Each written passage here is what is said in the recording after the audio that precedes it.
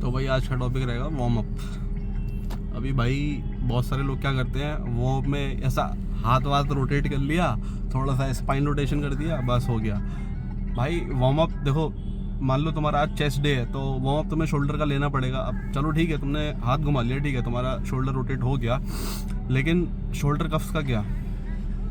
ठीक है शुरुआत से चीज़ें लेके चलोगे तो इंजरी नहीं होगी भाई, बाद में लेके चलोगे तो मतलब एक दो इंजरी हो जाएंगी, उसके बाद फिर अकल आए तो वो चीज़ ठीक नहीं है ना। जैसे मेरे साथ हुआ, ठीक है, 2-3 इंजरी क्या मेरे तो भाई बहुत सारी आ गई, 5-6 से ऊपर ही हो गई लगभग, मुझे लगता है। मतलब पूरी बॉडी की बात बता रहा हूँ, सिर्फ एक पर्टिकुलर पार्ट की नहीं बता रहा, ठीक है।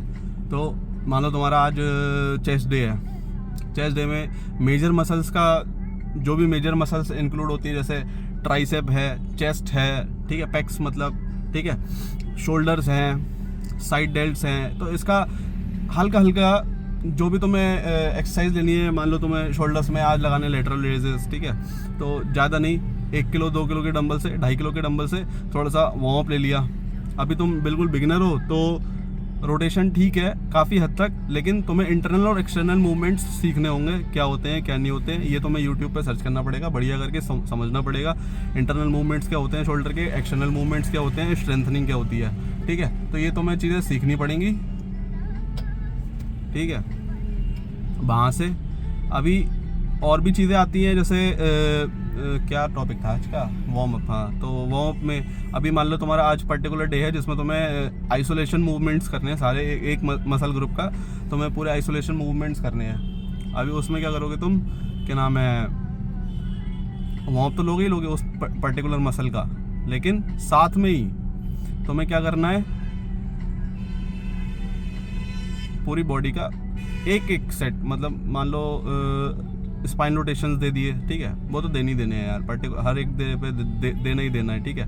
एक तो हाइपर एक्सटेंशन बाई रोज लगाना शुरू कर दो। बहुत सारे लोगों की लोअर बैक बहुत वीक है, बहुत ज़्यादा ही वीक है, इसलिए बहुत सारी मेजर इश्यूज जो होते हैं वो लोअर बैक से ही आते हैं। हाइपर एक्सटेंशन और गुड मॉर्निंग एक्सरसाइज, ये दो एक्सरसाइज मेरे हिसाब से रोज़ लगानी चाहिए, और थोड़ा स्ट्रेचिंग रोज करना चाहिए। और स्ट्रेचिंग में 2 टाइप के मूवमेंट्स होते हैं, स्टैटिक और डायनामिक, ठीक है। अभी डायनामिक मूवमेंट जो होते हैं वो वार्म अप के रूप में लिए जाते हैं, वार्म अप की तरह लिए जाते हैं, तो वार्म अप उस तरीके से लेना स्टार्ट करो। डायनामिक मूवमेंट्स दो, इंटरनल एक्सटर्नल रोटेशंस दो, जिस भी मसल ग्रुप का तुम्हारा आज डे है, ठीक है, इंटरनल एक्सटर्नल मूवमेंट्स दोगे तभी चीज़ें आगे बढ़ेगी और अच्छी रहेगी। अभी तुमने मान लो तुमने ऐसा रोटेशन कर दिया हाथ का और लग गए तुम चेस्ट वेस्ट में मारने, मान लो तुमने 60 किलो का बेंच लगाया और हल्का सा भी कुछ इशू आ गया तुम्हारे शोल्डर में, भाई शोल्डर में इशू आ गया ना, तो बहुत सारी चीज़ों से तुम रेस्ट्रिक्टेड हो जाओगे शुरुआत में ही, बहुत सारी चीज़ों से।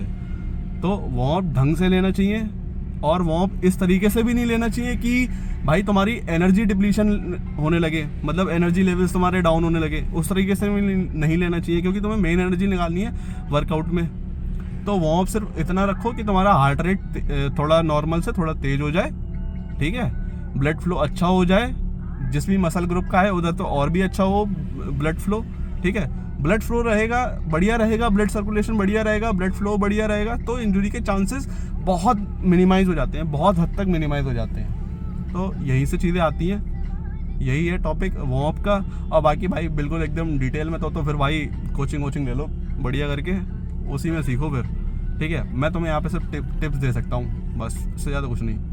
ये गाना बढ़िया है, गाना सुनो बस, बाकी तो हो गया आज का। कल लेंगे अपन कोर कैसे एक्टिवेट करते हैं, और कैसे पता चलेगा हमें कि एक्टिवेशन कैसे होता है कोर का, मतलब एक्टिवेट हुई है या नहीं हुई है, ये कैसे पता चलेगा, ठीक है।